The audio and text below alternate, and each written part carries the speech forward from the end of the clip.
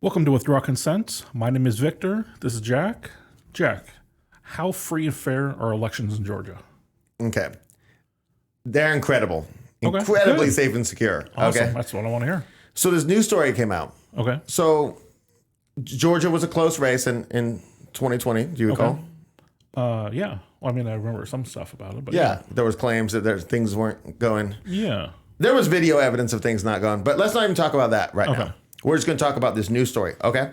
So basically what happened is Dominion was sued. From the best of my gathering, I'm going to have some news articles in the description, but Dominion was sued saying, hey, you can't run your machines in Georgia because they're so terrible. Okay. So Georgia, the state sued Dominion? I don't feel like that's the case. I feel like these are cybersecurity people. Oh. Americans, though, But Georgia specific, because they're not outlawed everywhere. Yeah, they're just talking about Georgia because each state has their own procedures and security and stuff related to the same machines. So this court case has been ongoing. Okay. And the breaking news that happened is that a federal judge in Atlanta, he's far left, has now unsealed 2 studies that were done on the security levels. Okay? Okay. So the one study is by University of Michigan computer science professor Alex Halderman for the plaintiffs. Okay. And so he's obviously, knows his cybersecurity. And he releases his studies saying about how incredibly unsafe they are, unsecure. Mm-hmm. And then the other story was released by Dominion, paid for the study. Okay. MITRE, all caps, an acronym, is the company that they hired. And their study says it's safe and secure. Nice. So as soon as these became public, everybody can now look at these studies. And immediately 20 top cyber security experts in the country came in with the plaintiffs and said, they're right. They're right. There's nothing secure here. Okay. So, boy, this is just such a wonderful story. Because keep in mind, Fox has been sued for saying the Dominion machines, they paid $787 million. But of course, they're on Dominion's team. So it's just passing money back and forth. If you think that they're opposition, that's nonsense. So basically, what happens here is I'm going to link 2 articles. I'm going to link an NBC article and a Gateway Pundit article. Okay. When you read the NBC article, you'll see that them saying it's not safe, it's pretty much nonsense. You're going to find out because they just leave out all the facts. Oh, according to the article. In the NBC article, as you would guess. So basically, what happens in this story is that.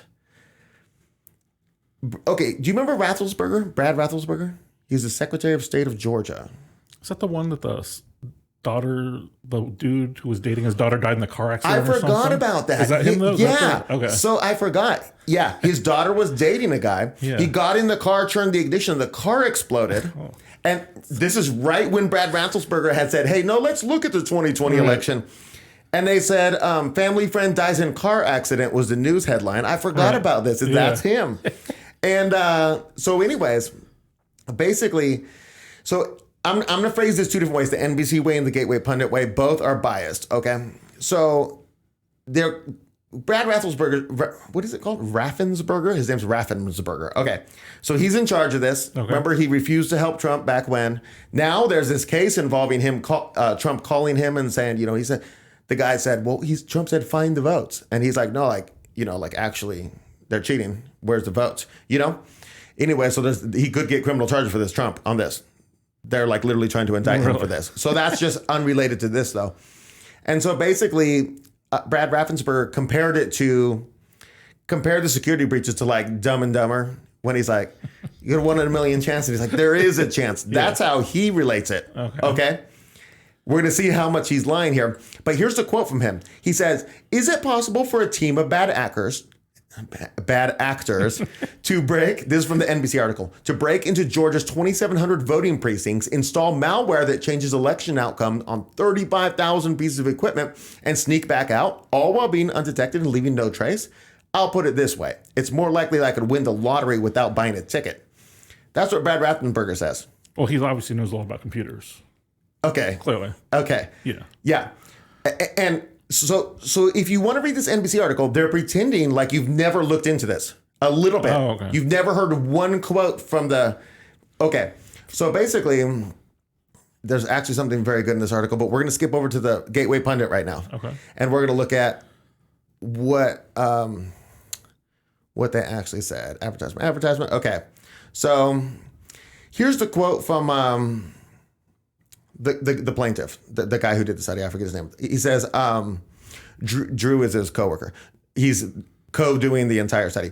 Drew and I extensively tested the machine. So they literally got one of the machines to take their laboratory and examine for 3 months. Drew and I extensively tested the machine, and we discovered vulnerabilities in nearly every part of the system that is exposed to potential attackers. The most critical problem we found is an arbitrary code execution vulnerability that can be exploited to spread malware from a county's central election management system to every BMD in the jurisdiction. This makes it possible to attack the BMDs at scale over a wide area without needing physical access to any of them. Okay. So now when you think back to Brad Raffensperger, he's like, a team of bad actors infiltrating, 2,500 facilities for 35. No, that's not. It's one person, right? And it says in here, what they need somebody who has county level access, right? And you might say, well, let's look at the numbers, okay? So we're just going to look real quick at some facts, okay? Okay. So Trump won Georgia legitimately or illegitimately. We'll just say he just won it by, there's 11 million people in Georgia. In 2016, Trump won the election by 200,000 votes statewide. Oh, okay. So pretty close. Pretty close. In 2020, Biden won the election in Georgia by 11,779 votes. Okay. Okay. Now, Georgia has 11 million people. Almost 1 million of them live in Fulton County, which is Atlanta. Okay. So this is a single county. And in 2020, the people who actually voted in Fulton County was 524,659. Okay. So my point here is that one county level person with bad intentions can access 524,659 actual votes. And if you look at the last election, like if Trump wanted to cheat, right, he had to flip 11,779 votes to tie, we'll say. Okay. Or say 780 to win. Yeah. That's all you had to affect.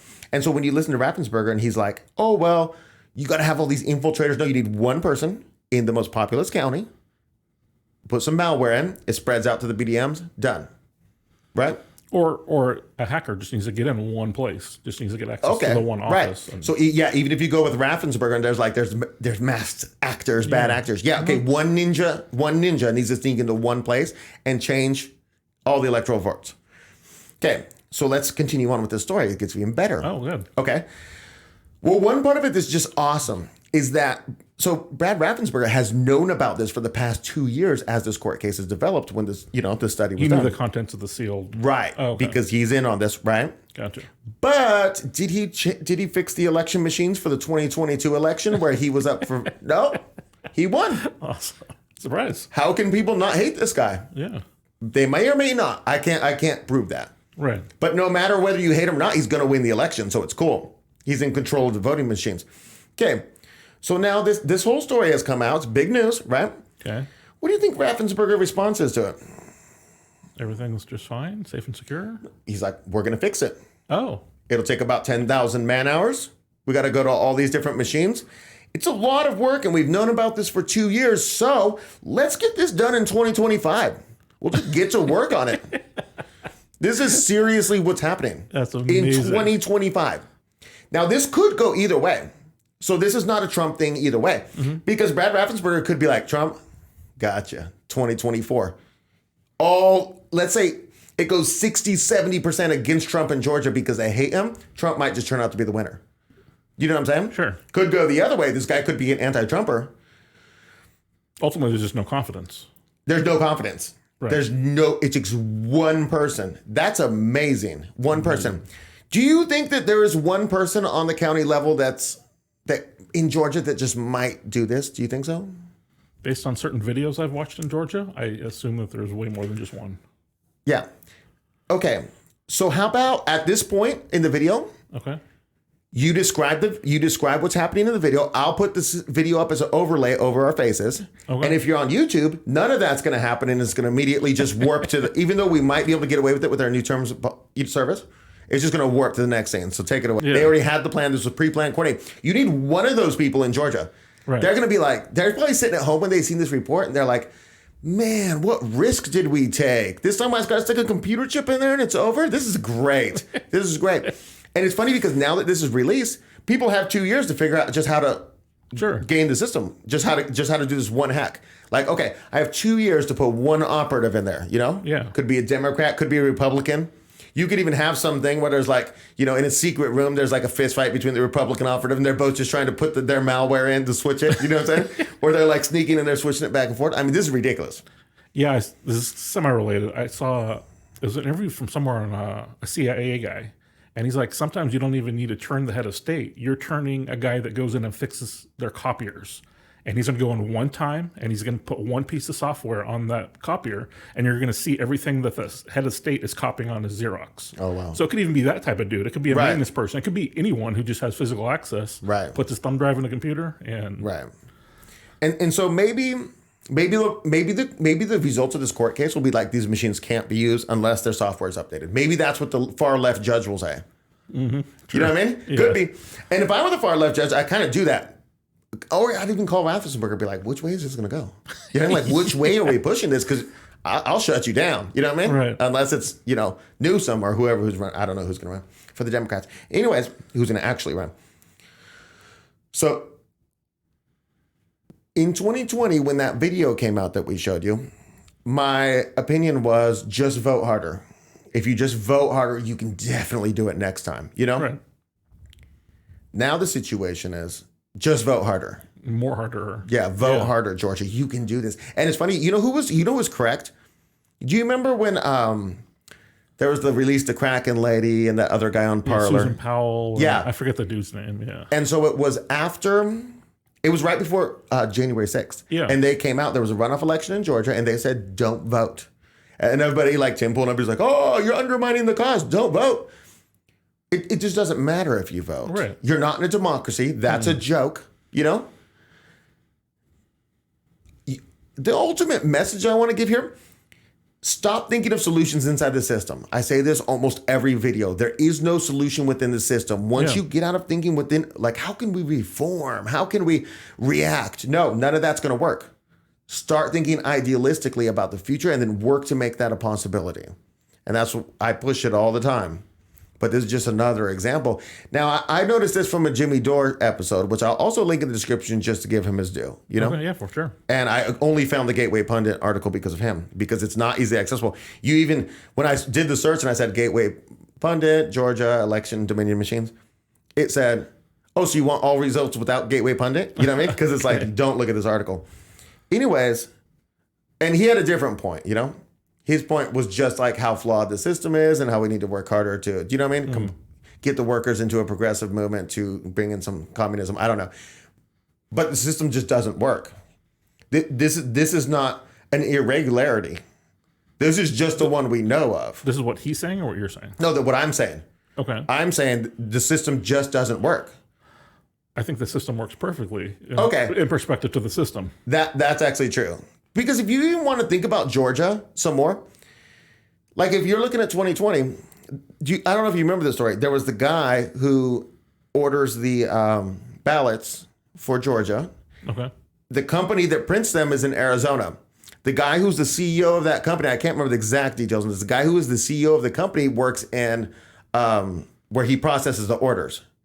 Okay. He owns the company. He's not the CEO. He just works in processing the orders. So that when the guy who runs the elections in Georgia calls him, it's going to be him answering the phone. That's why he owns the company. He's a full Democrat guy. 10 days before the 2020 election, they call him and say, hey, we need 1 million mail-in ballots. Pronto, you know? And the guy said, cool. Now, when the ballots arrived, someone who worked there did a... what do you do when you write under the penalty of perjury? Affidavit. Did an affidavit saying that they came with no envelopes. They were ordered ballot only, no envelopes. Now, I don't know the specific day they arrived, but how long does it take to print 1 million ballots? Mm-hmm. You know, say 2 days, you know, ship them overnight. Do you know what I mean? You're not, and then put them in the mail. You're not expediting mail 1 million ballots. Right. So 2 to 3 business days in the mail. And there's no way they can get the ballots back to you. Those were just ones that we could just work on, you know. Right. And you're going to need a lot of people if you only have a 3-day window to fill out 1 million ballots or whatever portion of those you need. Anyways. That's just Georgia. This is just Georgia, one state. Right. You know, I mean, you go into Michigan, you know, which is incredibly fortified at this point. So vote harder. That's what I got. What do you think? I think my take on this is always, even back in 2020, before I, progressed as far down this road as I have, is that this wasn't an anomaly. This is just the first time we've had evidence. So you shouldn't think that, oh, people just made a mistake. No, how long has this been going on?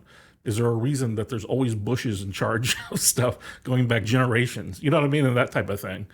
And because certain people are trusted, to uphold the system and that type of thing. And the system makes sure that they're always in charge. Anyway, that would be my take is you see stuff like this, start looking back. Go, well, how long has this been going on? Yeah. That type of thing. And my wife was talking to a new friend of hers, and the lady's like maggot out, the lady. And they were talking about 2020 election, whether or not it was fair. They both have the exact same opinion about that, And the lady turns to my wife and she's like, if this happened in 2020, I wonder how long this has been going on for. So that is a very important thought. Mm-hmm. But then the thought is, where do you go from there? Right. You're either going to go to, we need to reform the elections, or we need to disband the system. Right. And if you think you're going to reform the elections, it's like saying, Brad Raffensperger, will you please fix your elections, which then might get you unelected? Right. Is the system going to allow you to... Right. Is the far left judge going to force him to... Right. Is the Supreme Court... Like, come on. You know what I'm saying? You got to have a lot of faith. And if you do, then, wow. I mean, you're a faithful person. Right. But it's not logical. Yeah. And I also feel like if you have that much faith, you're young. Okay. Because if you're a little bit older and it's just linking to all the terrible things, and you're like, oh, no, I don't think we can reform this mess, with the elections. It's not worth saving. Yeah.